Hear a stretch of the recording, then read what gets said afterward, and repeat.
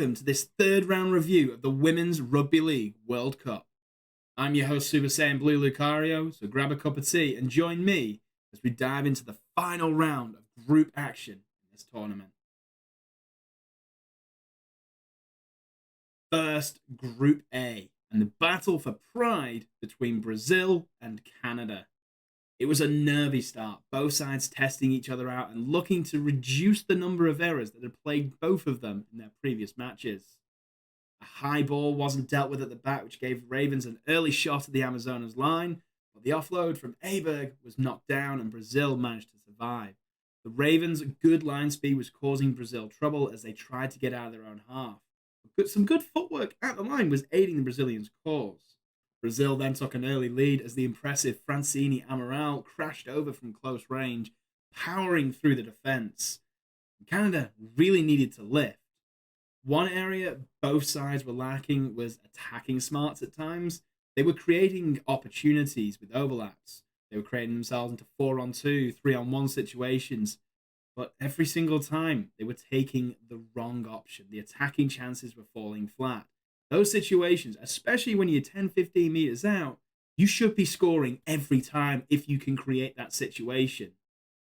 But it was always either the wrong pass or trying to go themselves, and they were being shut down. Maria Graf's kicking game was causing problems, the high kicks being allowed to bounce, but Canada were able to gradually work their way into the game. Errors were being forced under good defensive pressure as they tried to assert themselves, before Edna Santini really turned on the pace to make some half breaks for the Brazilians. Good scrambling defense was able to cover. More errors from both sides, though. Incorrect play the balls, giving Brazil good territory, but the passes were going to the ground, letting Canada off the hook. The Ravens, to their credit, were patient. Despite a lot of ball on their own line, they knew the chances would come if they were able to keep hold of possession. And it did. A defensive slip, and Sambo was able to collect a Laura Mariu pass to score in the corner, and it was 6-4. Game on. The Ravens sensed something here and were keen to pounce. A high kick, again, wasn't dealt with at the back, which gave Canada a repeat set before Maguire was able to power over from close range, and the Ravens led 10-6 going into the break. Brazilians, though, weren't able to maintain or regain their composure to hold out the scores. Canada were lifting towards half-time. It was still that 4-point ball game there.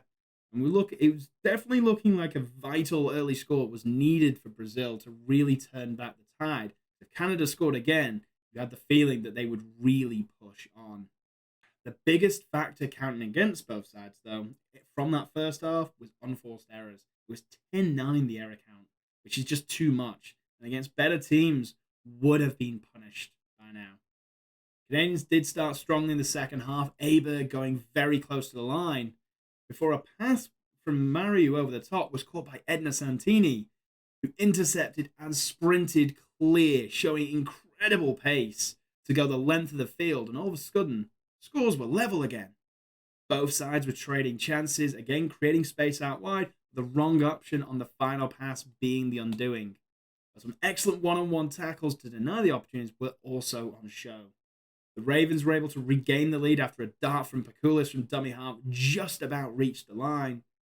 Then, the Brazilians, they wouldn't go away. They kept coming. Back-to-back penalties gave them territory close to the line, and with 8 minutes on the clock, Bodeman was able to spin out of a tackle to ground the ball after intense pressure. Scores level, 7 minutes to play. Ball being thrown around as both sides tried to find a winner before a mistake from Brazil and a scrum on the halfway line. Final act of the game. Canada found a winner. A kick from the base of the scrum from Mariu was hacked on, and Pitts was the first to reach the ball just before the dead ball line to score the winning try. It was desperately unlucky for Brazil, who did not deserve to lose. Player match, I can't decide really. So it's going jointly to Maddie Aberg of Canada and Giovanna Moura of Brazil. Both were excellent carrying the ball, making good yards and big efforts in defense of their teams. They really were superb. Aberg looks like she's got a bright future ahead of her in the game, and there's certainly plenty of Brazilians who look good as well. Likes of Moura, Graf, Amaral, Santini as well, potentially. And certainly a few of the players at Bath as well, the hooker, unfortunately missed out on this final game after concussion protocol. So there's definitely a future in the game for both sides. Really, they need more game time. They need more game time at a good level, and really hoping that the game develops back home for both of the sides and aim for a more competitive appearance at the next World Cup. Next to the group decider, England versus Papua New Guinea. This was expected to be a monstrous clash, and it started like a house on fire. England made an error on the very first carry, and PNG were hammering the line on the back of it, forcing repeat sets before an early breakthrough saw Malawi cross out wide. It was a real battle in the pack. Elsie Albert and Jessica Reeves really getting stuck into England, who at first seemed to be taken aback by the physicality on show. As time wore on, England got accustomed to the game. The defence was rock solid, getting numbers into the tackle to try and contain the Orchids, who were really flying into every hit. Beavers thought she'd levelled the scores, but for having a foot in touch, but England were slowly starting to get on top, restricting the Orchids' yardage out of their own half and starting to really settle into the game. The Orchids, their game plan seemed to be forward bashing with very little else. And when the forwards weren't on top, they struggled for that plan B, which they're going to need to find going forward.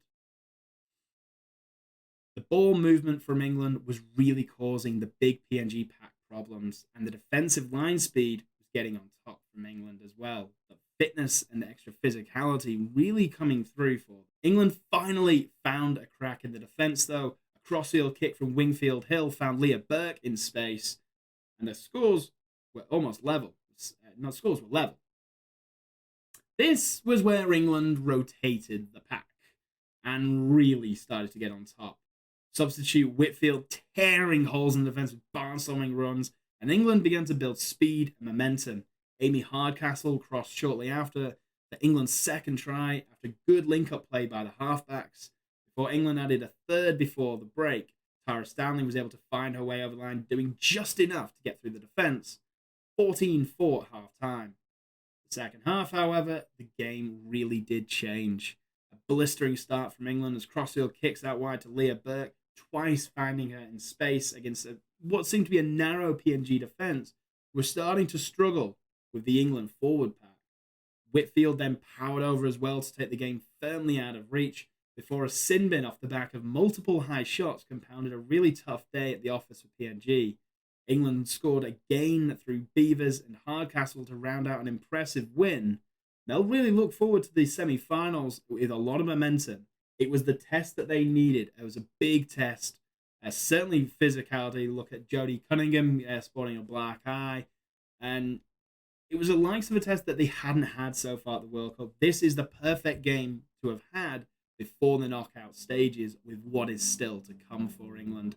PNG will need to pick themselves back up and dust themselves pretty quickly ahead of their semi-final, as they were through regardless of what happened. They showed enough that they can compete in the middle of the field, but they do need a plan B if the forwards can't get on top of opposition. Player of the match, Vicky Whitfield.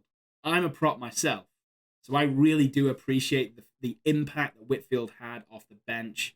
It was still a fairly even contest when she came on. The huge carries early doors, massive efforts in defence, and the game was able to firmly turn in England's favour off the back of the platform she was helping to lay.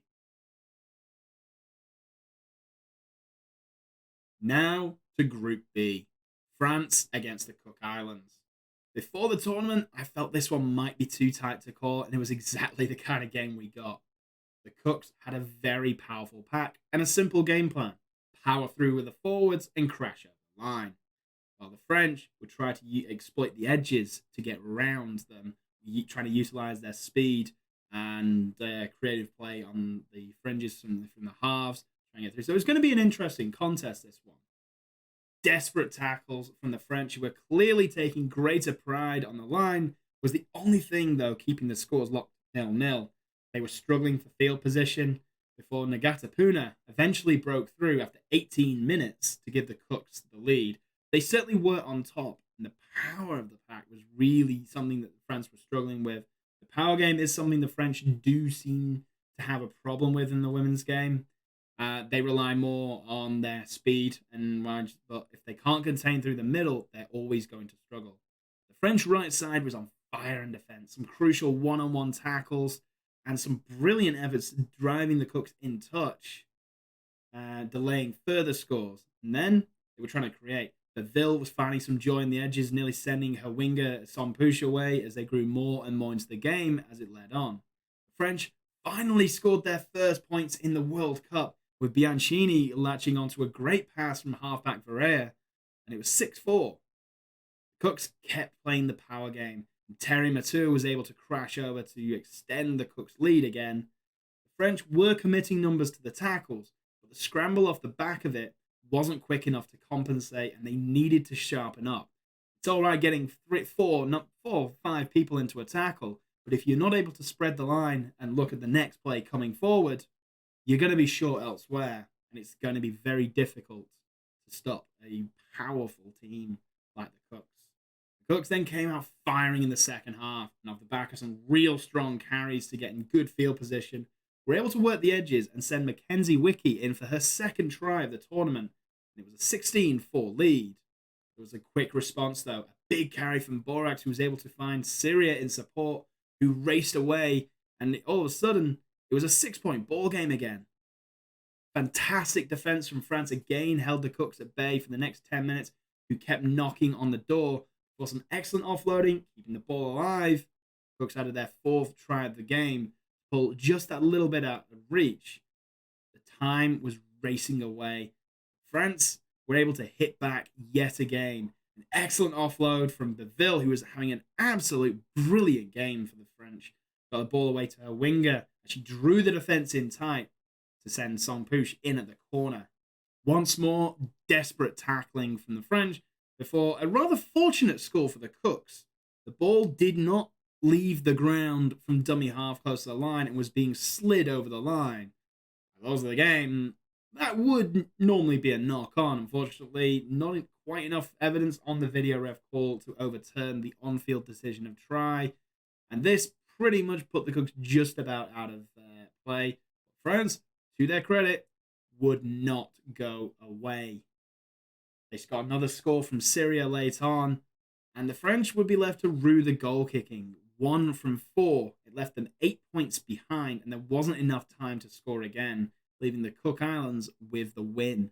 Both sides gave it everything they had. France can certainly be proud of their efforts. They ran out of fit players on the bench due to injury based on the physicality of the game.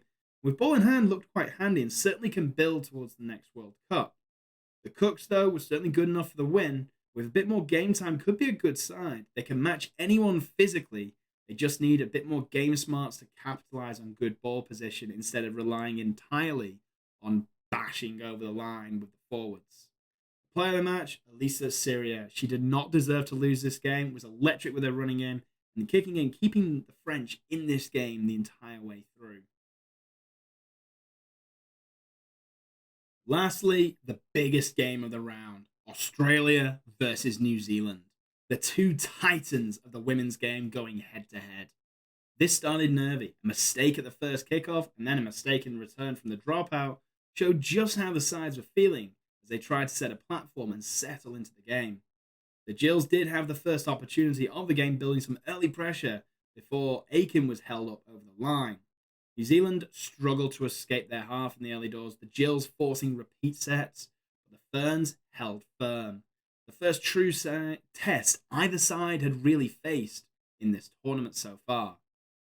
The defense was buoying the Ferns, who took the ball close to the Gills line off the back of a penalty, trying to get some pressure on the line, but it was comfortably dealt with at the back.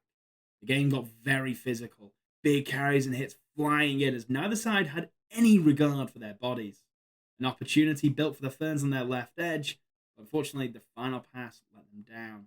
The Gills looked composed and comfortable in defense for the most part. It's just ball in hand that was causing surprising issues for them. Both sides tried to play quickly, and the Gills nearly caught the Ferns napping on the line as defense parted wide for Brigginshaw, but she knocked on over the line. Taryn Aiken powered through some tired tackles after good switch play close to the line to break the deadlock after 21 minutes and give Australia probably a deserved lead as they had most of the pressure.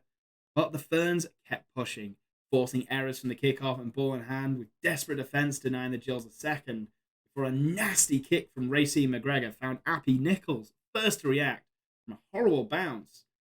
But the goal kick struck the post from bang in front. It was the first points Australia conceded all tournament and came off a horrendous bounce. The Gills held a 6-4 lead. It looked like they were a little rattled by this, making uncharacteristic errors with ball in hand under great defensive pressure from the Ferns. And it almost felt like they were hanging on for the half time. Ferns going desperately close just before the break, but for a mistake from dummy half. 6-4 at the break. It was nearly the worst possible start to the second half for New Zealand as a knock-on at kickoff put them on the back foot. But again, they were able to defend their lines. Surging runs from Amber Hall gave the Ferns good territory, but kick on the last just a little too strong. The pressure was starting to build on the Gills. Things were not going entirely to plan. Surges made a huge run bursting through the lines, but was snapped in half by a massive tackle from Appy Nichols, who forced an error, giving the Ferns a great opportunity again. Unfortunately, another error at the play the ball relieved the Gills line. The Ferns thought they had a second try after Kelly failed to deal with a high kick, but was saved by an offside call. A real wake-up call for Australia. A ball steal from Haranga nearly resulted in a try, but for a desperate cover tackle, before a brilliant cutout ball to the left corner, saw Stevens Daly crashed in out wide. New Zealand had the lead for the first time. The Gills upped the ante, really restricting yardage for the Ferns, and off the back of some patient play, managed to find Robinson in the corner, and the lead swung around again. The kick hitting the crossbar was a 10-8 scoreline. A desperate tackle on the Ferns line denied a certain try for Shaylee Bent, which kept the Ferns alive, who were looking tired late in the game. This was the theme of it. The Ferns continually turning up in defence and turning back the Gills, while the Aussies were off the boil slightly, being forced into making errors. A massive set in defence restricted meters for the Gills got the Ferns' tails up, but for a knock-on fielding the returning kick, loosened the grip of New Zealand, were chasing the game. Again, another Aussie error, which was unforced, gave the Ferns a chance late on, but they were unable to make the position count thanks to great goal line defence. The Gills hung on. Player of the match, Appy Nichols. She was superb at the back for the Ferns, cleared up a lot of chances, and was a constant threat all game. The Aussies, they needed this test. Both sides needed this test as neither had really faced any real opposition going into this game. And ahead of the semi-finals, you need to be tested because it's only going to get tougher from here. These may be the best two sides in the World Cup. And New Zealand is showing from this that Australia will have to be at their best if they're to retain the title. It's going to be a very interesting set of semi-finals, that's for sure. So, a final look at the standings. England topped the group with 3 wins from 3. Papua New Guinea finishing second despite the ending up heavy defeat. Canada finishing with some pride with a narrow win over Brazil, but both sides played their part in an excellent contest in this round. Over in Group B, Australia win the group thanks to that narrow victory over New Zealand, who finished second, taking the other semi-final spot.